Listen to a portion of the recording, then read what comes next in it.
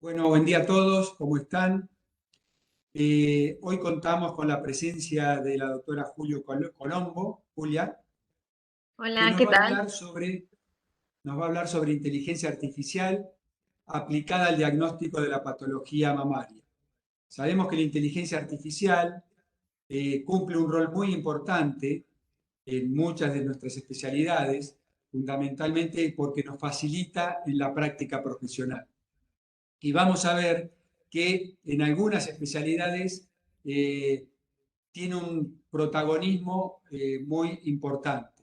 Eso no quiere decir, después Julia nos va a aclarar, no quiere decir que nos quite la actividad laboral, pero nos va a facilitar por una serie de cuestiones el tiempo que demanda hacer estudios, más que todo, por ejemplo, en diagnóstico por imágenes. Pero de esto nos va a hablar Julia, que es especialista en diagnóstico por imágenes, que es médica de planta de TESEBA y que del tema en patología mamaria sabe mucho. Así que Julia, te agradecemos tu presencia, tu tiempo y te dejo con la audiencia. Un gusto. Bueno, muchas gracias. Es un gusto estar acá. Gracias por la oportunidad de compartir con ustedes. Eh, Efectivamente, yo les voy a hablar entonces de la inteligencia artificial aplicada al diagnóstico de la patología mamaria. Ahora bien, vamos a empezar por algunos conceptos básicos de inteligencia artificial que nos permitan entender un poquito cómo funciona todo. Para esto, vamos a partir de una serie de preguntas. La primera, ¿qué es la inteligencia artificial? Bueno, la inteligencia artificial es la capacidad que tienen las máquinas de imitar las funciones cognitivas humanas, ¿sí? Ahora bien, ¿para qué sirve la inteligencia artificial? Bueno, la inteligencia artificial sirve para facilitar la toma de decisiones complejas, proponiendo una solución a un problema determinado. ¿Y en qué se basa la inteligencia artificial? Bueno, se basa en el uso de algoritmos. ¿Qué son los algoritmos? Son una secuencia de instrucciones definidas orientadas a resolver un problema específico.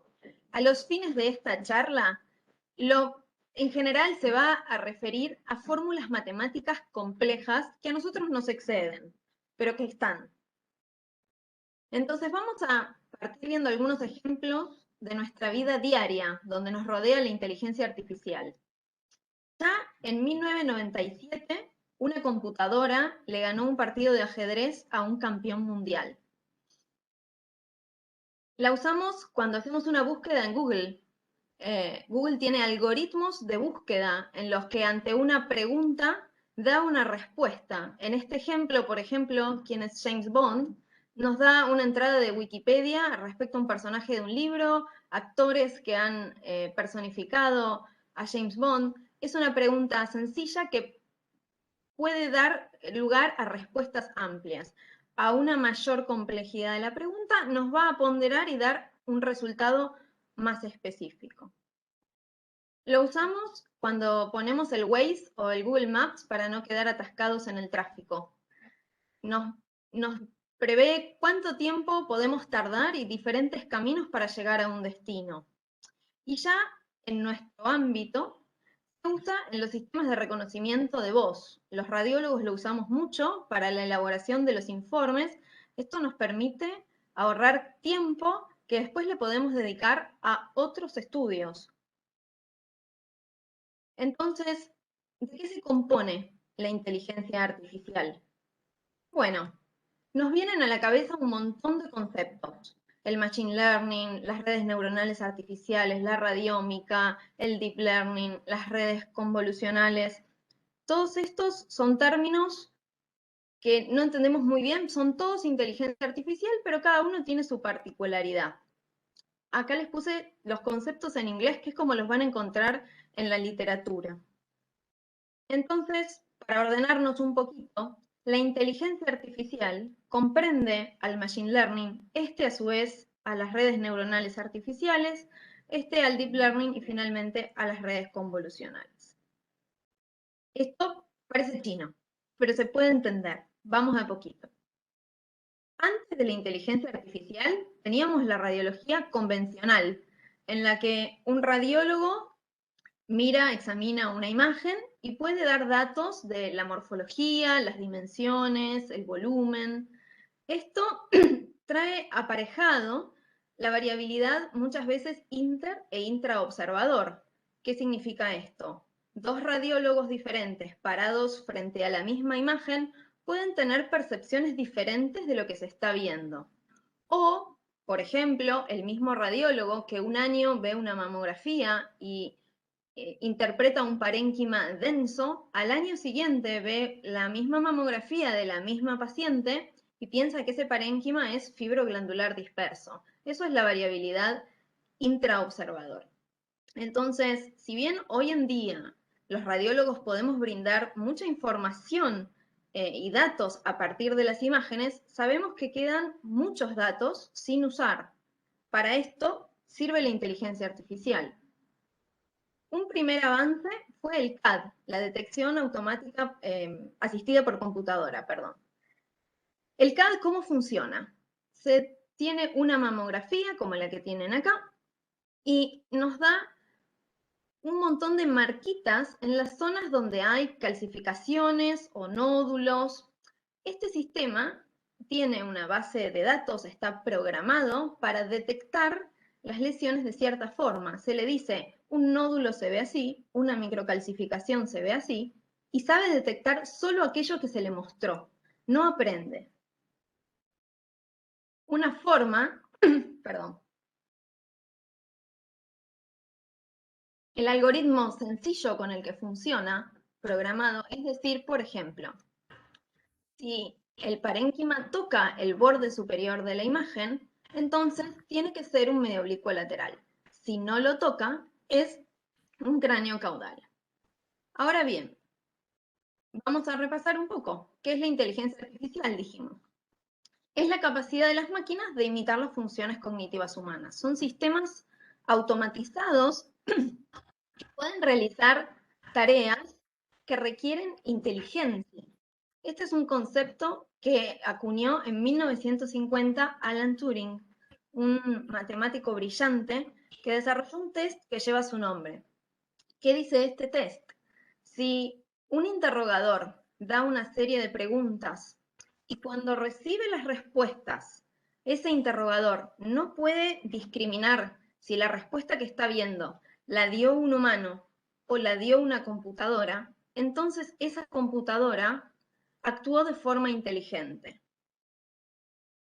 El Machine Learning, en cambio, es el estudio de algoritmos informáticos que aprenden de la entrada de datos, el input en la literatura, y van a hacer predicciones sobre instancias imprevistas, el futuro.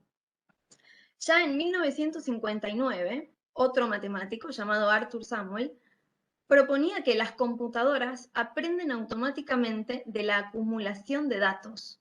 Esto es lo que dio origen a lo que hoy en día se conoce como el Big Data. Se propone entonces que las computadoras mejoran con la experiencia y este aprendizaje puede ser supervisado o no supervisado. Vamos a ver un ejemplo. En el aprendizaje supervisado se le alimenta al software con una base de datos que tiene anotaciones o etiquetas. Esas etiquetas las hace un radiólogo experto. En este caso, se dice, esta mamografía es medio oblicuo lateral y esta es cráneo caudal. El algoritmo, entonces, extrae todas aquellas características que se correlacionan con las etiquetas que le dieron y genera un modelo de predicción basado en estas características. Entonces, al dar una nueva mamografía, esta vez sin anotaciones, el algoritmo corre su modelo de predicción y llega a la conclusión de que la de arriba es una medio lateral oblicua y la de abajo es una cráneo caudal.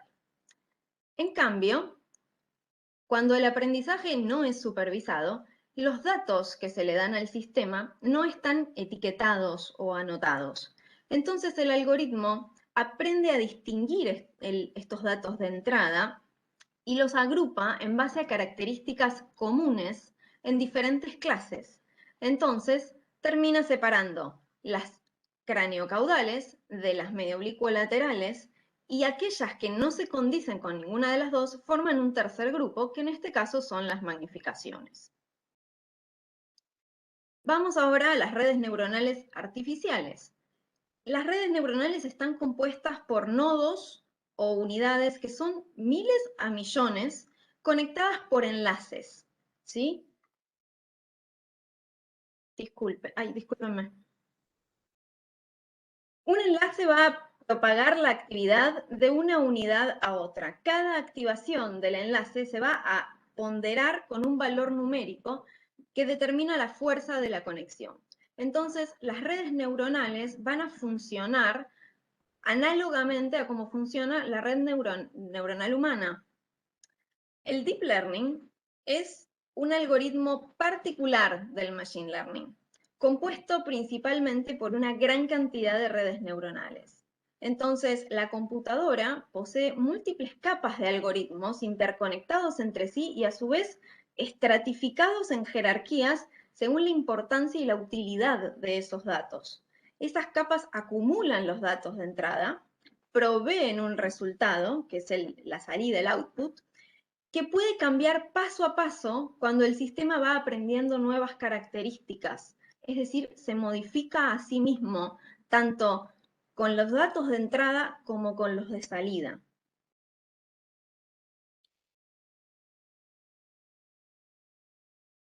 La radiómica, ahora, es una extracción de un gran número de características, llamadas características radiómicas, de las imágenes médicas. Las características radiómicas hay de muchos tipos, pueden ser morfológicas, texturales, son cientos. Las características estas radiómicas se usan para crear modelos estadísticos que intentan proveer apoyo para predecir un diagnóstico o un pronóstico, e interactúan con la inteligencia artificial. Abarcan cada uno de los pasos que vimos previamente. Se necesitan la una a la otra, ¿sí? Entonces, acá tenemos un esquema de una red neuronal que nos permita ordenarnos un poquito. Cuando se da la entrada de características radiómicas al software de inteligencia artificial, esto de acá es el algoritmo. Entonces, se produce una propagación entre todos estos nodos, ¿sí?, y capas ocultas para nosotros, donde se analizan las características radiómicas y se obtiene un resultado, una estimación. Esta estimación se compara con lo que se llama una verdad fundamentada. ¿Qué significa esto? Cuando la imagen de entrada al sistema es un tumor, yo necesito, al entrenar el sistema de inteligencia artificial, necesariamente conocer el resultado. Mi verdad fundamentada sería yo tener el resultado de la biopsia que me diga que esa imagen corresponde a un tumor. Entonces, se compara el resultado que emite el algoritmo de inteligencia artificial con esta verdad. Si no corresponde, entonces hay un error. El sistema lo detecta y genera un ajuste interno donde se hace una propagación retrógrada, se alimenta el algoritmo y se modifica su estructura para luego lograr llegar a un resultado que sea correlacionable a esta verdad fundamentada. En las redes convolucionales, a partir de una imagen, se analizan todos los sectores a nivel píxel por píxel, se hace lo que se llama convoluciones, que es a partir de dos fórmulas matemáticas obtener una tercera. A nosotros eso nos excede, pero se extraen un montón de características que luego entran a la red neuronal para obtener un resultado. En la radiómica tradicional se adquiría una imagen, se segmentaba, esto quiere decir, se detectaba el área de interés, por ejemplo, este tumor renal en verde clarito, se extraían posteriormente las características radiómicas y se clasificaban para obtener un resultado. Con el Deep Learning, la segmentación, la extracción de características y la clasificación tienen una serie de ponderaciones y de interacción que permiten obtener un resultado más preciso. Vamos a verlo ahora con un ejemplo con imágenes que nosotros entendamos. Ejemplo, mamografías. A un sistema se le dan cientos de mamografías, normales, anormales, que tengan tumores, que tengan nódulos, asimetrías, calcificaciones. Estas características van al algoritmo, se extraen las características radiómicas, se sopesan y se jerarquizan y obtenemos como resultado una categorización donde dice que esta imagen es benigna y esta maligna. Acá tienen otro ejemplo. A partir de una resonancia mamaria con contraste, se genera toda una serie de pasos con algoritmos matemáticos donde el resultado es una única imagen donde nos marca las zonas de captación patológica. Entonces, algunas consideraciones sobre la inteligencia artificial, el uso y el desarrollo. La inteligencia artificial tiene que ser entrenada, testeada y validada. Entrenada a partir de una base de datos con un resultado conocido. Testeada cuando se le da una segunda base de datos donde no hay ninguna etiqueta, el sistema no conoce el resultado, tiene que llegar a él, pero nosotros sí lo conocemos, entonces podemos evaluar que esté funcionando bien. Y finalmente, validada cuando se le alimentan datos en los que nosotros tampoco conocemos el resultado. Acá cobra gran importancia este etiquetado de imágenes y la verdad fundamentada. El etiquetado de imágenes lo hace un radiólogo experto. Implica etiquetar todo, hallazgos normales y anormales. Es una tarea que requiere muchísimo tiempo. Y la verdad fundamentada, es decir, en el caso, por ejemplo, de un tumor, saber qué corresponde efectivamente a un tumor porque se tiene el resultado de anatomía patológica, implica que tenemos que tener miles de resultados. Esto genera que necesitemos enormes bases de datos con muchísimas imágenes y de alta calidad. Y acá hay que tener en cuenta el tema de la estandarización. ¿Qué quiero decir con esto? En el mundo hay miles de centros de imágenes que tienen muchos equipos de diferentes marcas que adquieren las imágenes con diferentes protocolos y con diferentes calidades. Entonces, para que estas imágenes puedan ser usadas por los sistemas de inteligencia artificial, deben ser estandarizadas, a veces mediante una fórmula matemática, para poder generar estos algoritmos. Entonces, vamos ahora un poquito a ver cuáles son las aplicaciones clínicas en nuestra práctica. Sirven para detectar y caracterizar lesiones, que nos diga si una lesión es benigna o maligna. Para clasificar la patología, por ejemplo, un carcinoma ductal in situ tiene chances de ser de bajo o de alto grado. Hay estudios que se están haciendo para predecir la respuesta terapéutica. En general, con resonancias mamarias con contraste, a partir de las características de un tumor, lograr predecir la expresión del Ki67, si va a haber metástasis a ganglios centinelas o a qué subtipo molecular pertenecen. Se están haciendo otros estudios para predecir la tasa de recurrencia. Esto sería homologable o correlacionable con lo que hoy son las plataformas genómicas. Vamos con algunos ejemplos. Acá tienen dos mamografías, el medio oblicuo lateral.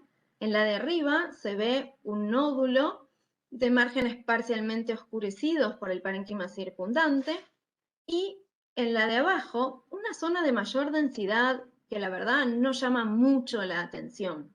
Cuando ocurre el sistema de inteligencia artificial, se muestra el riesgo en una escala de colores. Y se ve que el nódulo pequeñito que nosotros habíamos visto a simple vista, en realidad es mucho más grande.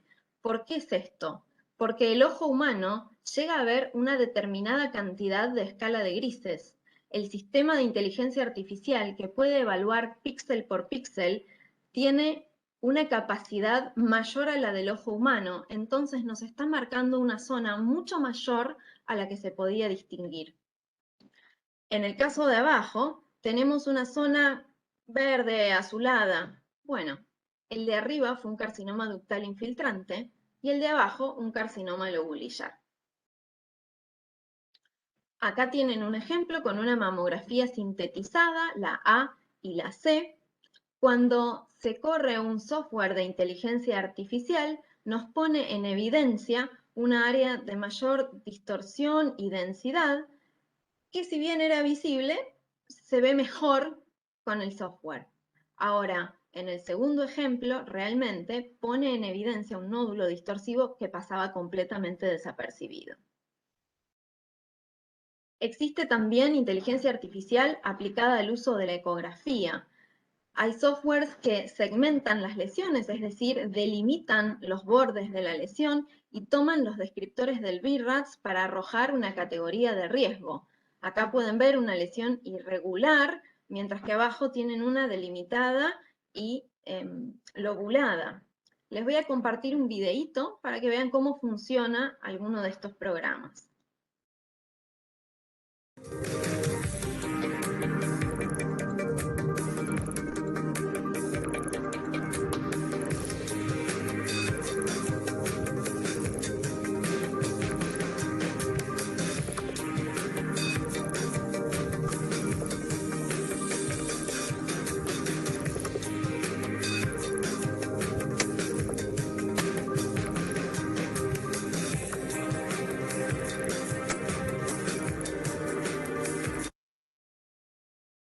Muy bien. Entonces, otro ejemplo ahora, con resonancia magnética mamaria. Se toma la secuencia con contraste y en este caso se le pidió a 4 radiólogos expertos que delimiten las zonas de captación patológica. En el rectángulo amarillo está abajo hecho el zoom. Cuando se compara lo que delimitaron los radiólogos expertos con la segmentación que hizo el software, se ve que trabajó al nivel de un radiólogo experto.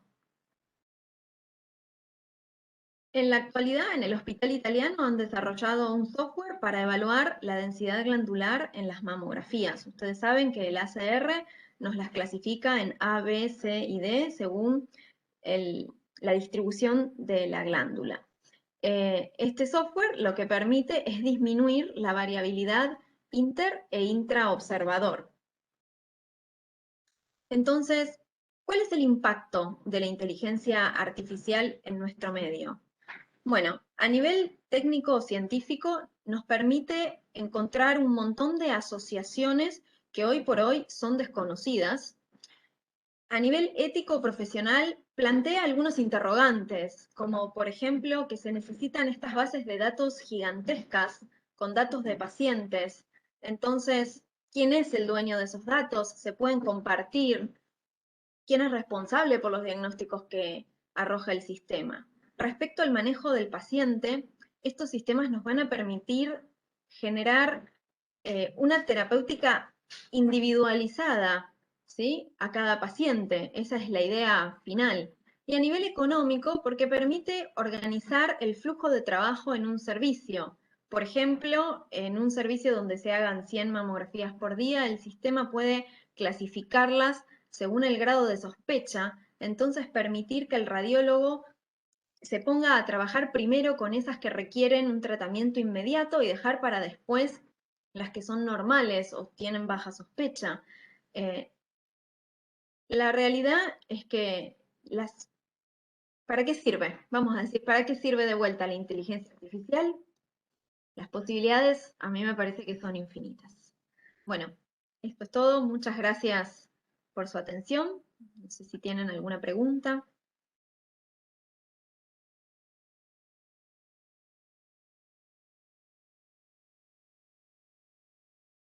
Bueno, muchas gracias, Julia. La realidad que excelente tu exposición, de la realidad que hace pensar que el futuro nuestro está un poco comprometido en algunas especialidades, pero no, obviamente que hay que pensar que esto es para el bien tanto de los profesionales como de los pacientes. Obviamente que esto hace un avance en la medicina y en la detección de patologías tanto mamarias como ginecológicas como de otras especialidades que evidentemente va a estar favorecido el paciente en todo sentido. Así que la realidad que es muy prometedor, yo creo que ya se está utilizando y creo que esto está avanzando a pasos agigantados, como toda la ciencia que está regulada por la tecnología. Así que yo creo que, bueno, que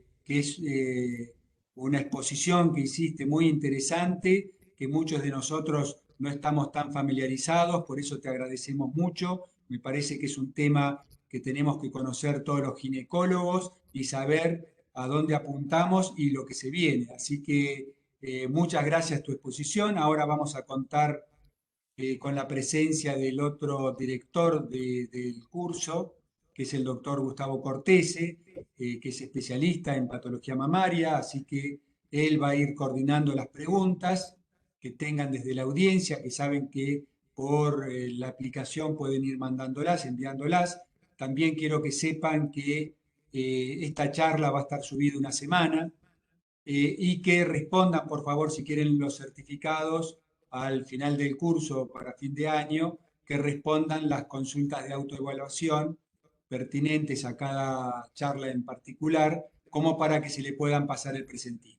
Así que, Julia, aprovecho la oportunidad para agradecerte, una charla muy linda, muy actual y muy dinámica, así que muchas gracias y los dejo con el doctor Gustavo Cortese, que está por ahí. A ver, Gustavo, ¿me escuchás? Hola, gracias Javier.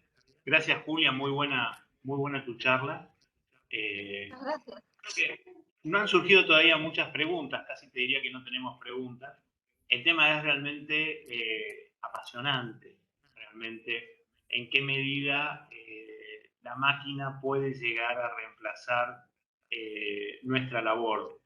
Y hace algún tiempo yo leía en uno de los libros de Yuval Harari, suponía el hecho de que, por ejemplo, si los médicos fuéramos reemplazados por inteligencia artificial, y decía que, bueno, que seríamos mucho más infalibles y demás, pero hay una cosa que es cierta, o sea, si fuéramos reemplazados por muchas máquinas en red, si yo en mi consultorio hago una innovación y me equivoco solamente yo con una paciente o con dos pacientes. En cambio, si una máquina se equivoca y transmite ese error al resto, el error se extendería también mucho más rápido. Entonces, también es verdad que las posibilidades de error son mucho más bajas, pero las posibilidades de expansión de ese error y de generalización del error pueden ser también mucho más rápidas, ¿no? Es verdad que en patología mamaria muchas veces la dependencia del operador hace que o estemos incurriendo en subdiagnósticos o lo que más frecuente vemos es en realidad un sobrediagnóstico, ¿no? Una sobrebaratización y que estamos pecando en busca de aumentar la sensibilidad, estamos perdiendo especificidad y estamos biopsiando pacientes de más o asustando pacientes de más. Y que tenemos que considerarlo una falla del método, ¿no? Sí, seguro. Yo, charlando con otros colegas, pensábamos, bueno, vamos a ser reemplazados por la inteligencia artificial. Y la verdad es que incluso en la literatura se dice que no, reemplazados no. La inteligencia artificial va a ser una herramienta disponible para ayudar al radiólogo y finalmente también al mastólogo, ¿no? Claro. A ver, en el caso, por ejemplo, de la ecografía, una utilidad sería cuando uno ve un nódulo BIRATS 3. Bueno, si el sistema de inteligencia artificial dice que eso en realidad es un BIRATS 4 y que tiene un cierto grado de sospecha, va a haber que creerle. Si, porque bueno, hay cosas que el ojo humano no puede ver. Ahora, por otro lado, nos va a permitir que lo que se manda a biopsiar sea efectivamente sospechoso, entonces disminuir los falsos positivos. Seguro.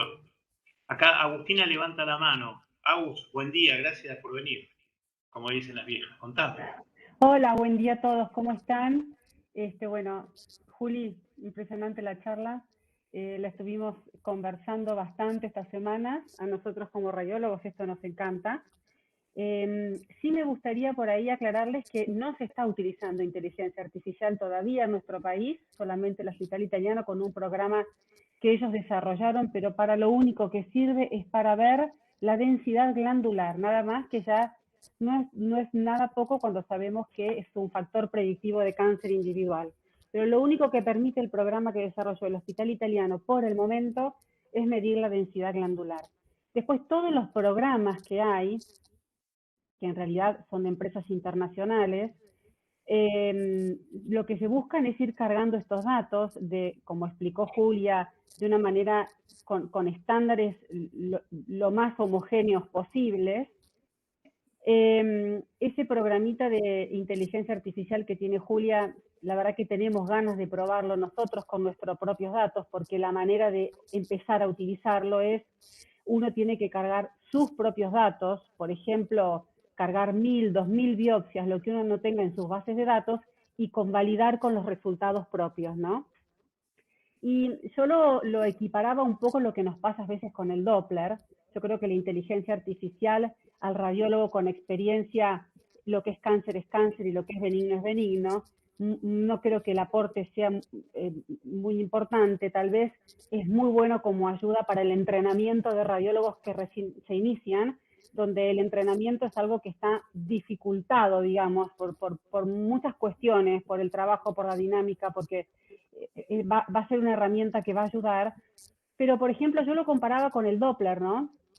Cuando nosotros hacemos Doppler, que lo utilizamos prácticamente en todos los pacientes, y tenemos un nódulo que es de aspecto benigno, pero le aplicamos el Doppler y el Doppler tiene un vaso penetrante, bueno, ya la verdad es que no me gusta tanto para benigno y voy a abrir mis ojos un poco más. Entonces, tal vez ahí está lo que decía Julia, ¿no? Estas lesiones BI-RADS que uno piensa que son benignas y le aplica el software y marca que es una lesión maligna.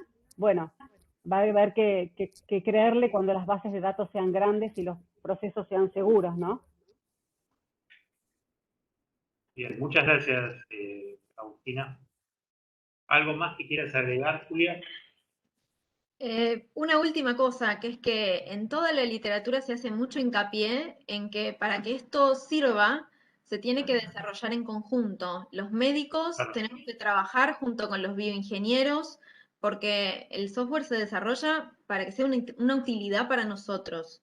Entonces tenemos que de a poquito ir metiéndonos, conocer estos conceptos para tratar de ayudar a desarrollar herramientas útiles.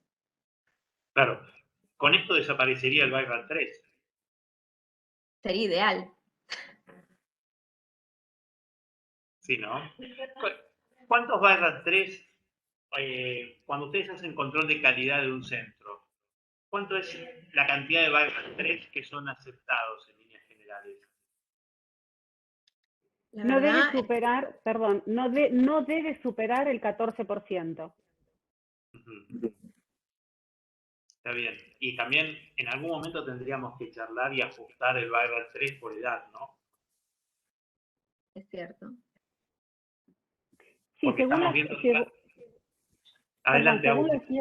según las guías de BI-RADS no debe superar entre el 12 y el 14% el BI-RADS 3 en un servicio que se informa con BI-RADS, ¿no? Claramente acá también está la variabilidad interobservador, porque vos no tenés un servicio homogéneo de radiólogos, eso también te da cierta variabilidad, pero bueno, por eso se pone un mínimo de 12 y un máximo de 14% entre todos los informes. Claramente, y uno lo ve, los fellows, los residentes, tienen más inclinación al BI-RADS 3 que por ahí un radiólogo con un poco más de experiencia, ¿no?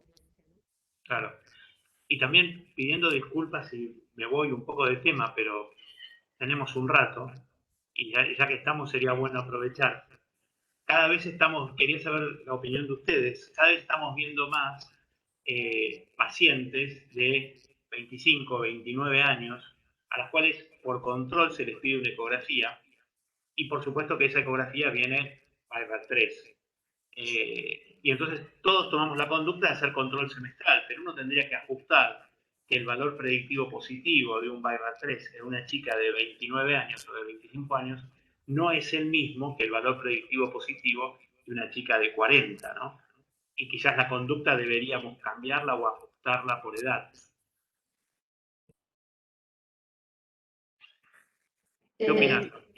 A ver, Juli, dale, hablas tranquila.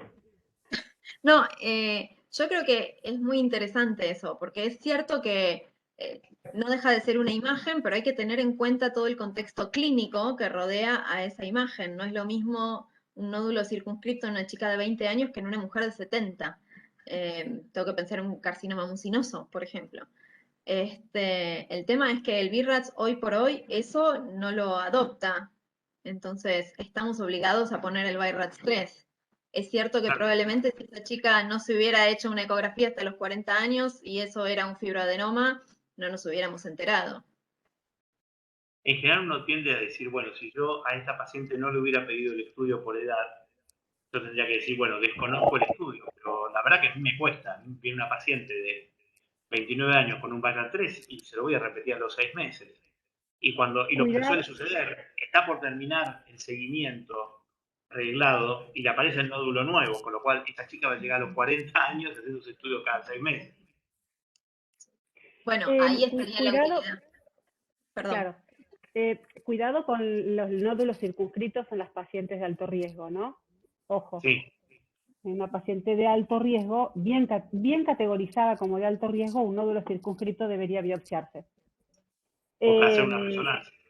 Sí, o hacer una resonancia, pero tomar otra en el screening personalizado debería hacerse algo más. Y lo otro que es interesante es, a veces en estas pacientes, yo siempre le digo a los que trabajan conmigo que no sé qué es lo que pasa, si es el yogur, la alimentación, el pollo, el estrés o qué, pero nosotros de todas las pacientes que vemos, el 90% tienen mamas densas de tipo C o D. La mama adiposa ya prácticamente no la vemos más. Y en esas mamas la ecografía es un estudio difícil, aunque no puedan creerlo, porque a veces se comete el error que la ecografía la hace cualquiera. La ecografía es uno de los estudios más difíciles dentro de la imagenología mamaria. Y son mamas muy difíciles de evaluar algunas. Entonces, a veces que esas pacientes tengan una ecografía semestral, puede llegar hablo de la paciente mama heterogénea de tipo C o D, un estudio además económico, prácticamente regalado, detectar lo que por ahí no se pudo detectar en un estudio previo, ¿no? Y el otro concepto que está bueno que nos quede claro es que el BIRAT3, el control de los 18 meses no existe más. O sea, diagnóstico, 6 meses control, ¿sí? 6 meses control, tenemos 1 año de control, sigue siendo BIRAT3, pero el próximo control es anual. No se hace más a los 18 meses. Entonces, se le coloca BIRAT3 porque cuando la paciente venga al año, los radiólogos o el médico sabe que hay algo para mirar. Y ahí se le baja a BIRAT2 si hay estabilidad. El control de los 18 meses ya con la 5ª edición del BIRAT no existe más. Nosotros a veces lo aclaramos en el informe para que no pidan esa ecografía de los 18 meses. Claro. ¿Y qué es lo que pasa, Agustina, cuando vienen de sus informes con múltiples imágenes bilaterales BIRAT3? ¿Esa no debería ser 2? Sí, múltiples imágenes bilaterales de contornos circunscritos son BIRAT2. Bien, ok. Bueno, hemos aclarado muchas cosas además de la inteligencia artificial. Está bueno. Estamos aprovechando el tiempo. Julia, ¿algo que quieras aclarar, algo más? Creo que a modo introductorio está muy bien. Ya tienen bastante para pensar. Fue muy buena tu clase. También es verdad que la inteligencia artificial se puede aplicar sobre todo, a veces en las microcalcificaciones. Influye mucho la subjetividad y ahí los sistemas de inteligencia artificial pueden llegar a ser muy útiles, ¿verdad? Sí, y se están probando sistemas de inteligencia artificial que tengan en cuenta no solo las características de las imágenes, sino también esto que decíamos de las características clínicas, datos clínicos, suman sensibilidad y especificidad a los sistemas. Pero la gran mayoría de las cosas que yo por lo menos he visto en la literatura son para un problema específico con bases de datos o de pacientes de 1000, 2000, y se necesitan millones. Entonces esto es algo que está en desarrollo. Hoy por hoy, el sistema al que yo le dé una resonancia y vea todas las imágenes, me marque los nódulos, me diga qué tipo de tumor es, qué subtipo tumoral, ¿cuál es la predicción de respuesta? Todavía no existe. Por eso todos los médicos seguimos siendo necesarios. Está muy bien. Así que, bueno, muy bien. Muchas gracias, Julia. Gracias, Agustina. No sé, Javier, si querés agregar algo más. No, sí, me parece que este tipo de charlas son muy productivas porque yo calculo, y mientras estaban hablando las doctoras, que aprovecho a la doctora Agustina Hacha agradecerle que participe en la discusión. Fue una discusión muy buena, muy interesante, así que muchas gracias también por estar presente.